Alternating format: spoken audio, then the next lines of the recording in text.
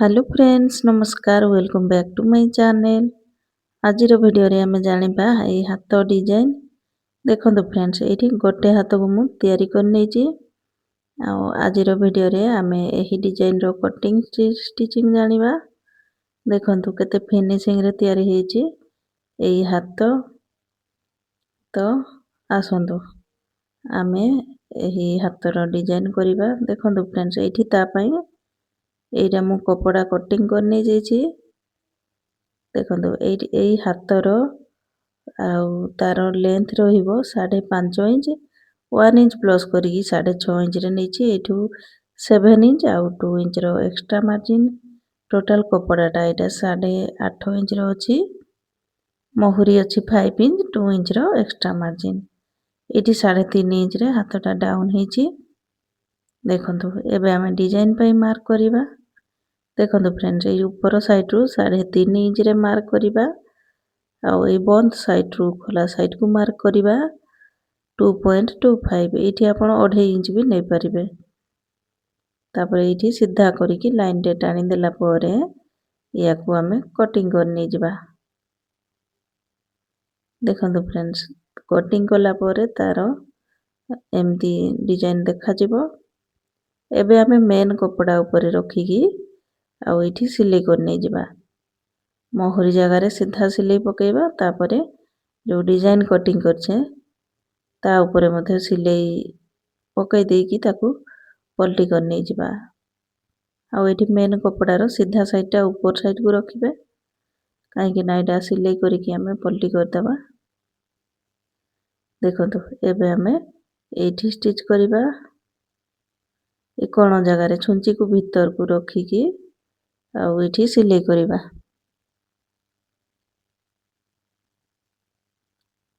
देखंतु एबे हमें ए भीतर रो एक्स्ट्रा कपड़ा को कटिंग कर देला परे ए मझी रे गोटे कट लगै नै जिबा। एबे याकू हमें पलटी कर नै जिबा। तो फ्रेंड्स बहुत ही कम समय रे तयारी हे जिवो हमरो सुंदर हाथ डिजाइन। आउ एही ब्लाउज रो फुल कटिंग वीडियो चैनल रे अपलोड अछि। प्रिंसेस कट बॉट नेक रे कटिंग हेछि एही ब्लाउज। आपण माने जदी कटिंग वीडियो यार देखि नाहंती ताले एही वीडियो रो एंड स्क्रीन रे आसी जिवो ताकू देखि नै जिवे। Complete cutting video princess cut रे मु बतै नैछि। आजि तारो मु एठी हाथ डिजाइन कर नउछि। नेक्स्ट वीडियो रे मु यार बैक साइड रो डिजाइन मध्ये आनिबी। देखंतु एबे हमें या ऊपर गोटे एठी टॉप स्टिच लगै नै जिबा। देखंतु कपड़ा को साइज करिकी रखिला परे एठी सिलाई करिबा। एबे हमें पूरा हाथ को मेन कपड़ा सहित एठी सिलाई करिकी जॉइंट कर नै जिबा। देखंतु एंती करिकी ताको एठी जॉइंट कर नै जिबा। एबे यार एक्स्ट्रा कपड़ा को कटिंग करिकी ताको फिनिशिंग कर देबा हाथ को। एठी देखंतु फ्रेंड्स हमरो हाथटा एठी बनि जाइछि। एबे हमें आ गोटे एठी एक्स्ट्रा कपड़ा नै आसीबा। देखंतु फ्रेंड्स तारो साड़ी हला एई कलर रो तो सेइथु मु एई 5 इंच रो कपड़ा एठी काढी नैछि डिजाइन पई। देखंतु चौड़ाटा अछि 5 इंच आउ तारो डबल फोल्ड रे लंबटा अछि 10.5 इंच रे। देखंतु बंद साइड रो मार्क करिबा 2 इंच रे। आउ जेतरा भी मार्क आसीबो एठी कर नै जिबा। आउ एठी कट लगै नै जिबा।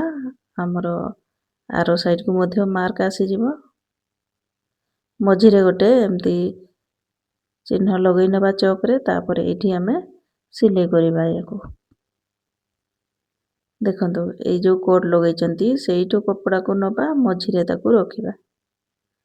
तापरे अन्य प्लेट गुडा को एठी लगै नै जिबा। हाफ इंच रो एठी छाडी की आउ एठी सिलाई कर नै जिबा। देखंतु एठी गोटे साइड को एठी तयारी करनेला परे एबे हमें आ गोटे साइड को तयारी करिबा। ए कट जगह रे धरिकी आउ तार मझी रे रखिबा। तापरे हाफ इंच रो डिस्टेंस रखिबा। ଦେଖନ୍ତୁ ସବୁ ଡିଜାଇନକୁ ଏମିତି ଲଗାଇ ନେଇଯିବା। ଏଠି ଦେଖନ୍ତୁ ଫ୍ରେଣ୍ଡସ୍, ଏଠି ଆମର ଉପର ସାଇଡ଼ରେ ପ୍ଲେଟ୍ ପଡ଼ିଯାଇଛି ପୁରା ହାଫ୍ ଇଞ୍ଚ ଗ୍ୟାପର। ଏବେ ଏଇ ମଝିରେ ତାର ସବୁ କପଡ଼ାକୁ ଏମିତି ଗୋଟେ ଜାଗାରେ କରିକି ତାକୁ ରଖିବା।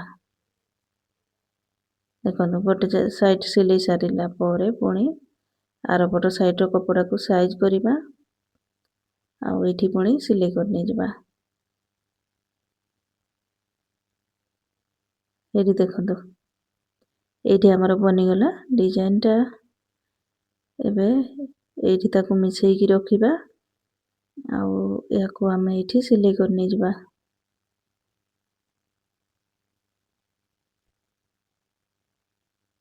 ଦେଖନ୍ତୁ ଏଇଠି ଆପଣ ପିନ୍ ମଧ୍ୟ ଆଗ ଲଗେଇ ଦେଇ ପାରିବେ। ପିନ୍ ଲଗେଇକି ପରେ ତାକୁ ଷ୍ଟିଚ୍ କରି ନେଇଯିବେ। ଏବେ ଏଇ ଏକ୍ସଟ୍ରା କପଡ଼ା ସବୁକୁ କଟିଂ କରି ନେଇଯିବା। ଏବେ ଦେଖନ୍ତୁ ଆମର ହାତର ସେପ୍ଟା ଯେମିତି ଅଛି ତାକୁ ଏଇଠି ସିଲେଇ କରିକି ସେଟ୍ କରି ନେଇଯିବା। ଏକ୍ସଟ୍ରା କପଡ଼ାକୁ ଆମେ କଟିଂ କରିକି ଅଲଗା କରିଦେବା। ଦେଖନ୍ତୁ ହାତ ଆମର ପୁରା ଫିନିସିଂରେ ଏଇଠି ତିଆରି ହେଇଗଲା। ଏବେ ଏଇ ସାଇଡ଼ରେ ମୁଁ ଲେସ୍ ଲଗାଇ ନେଉଛି।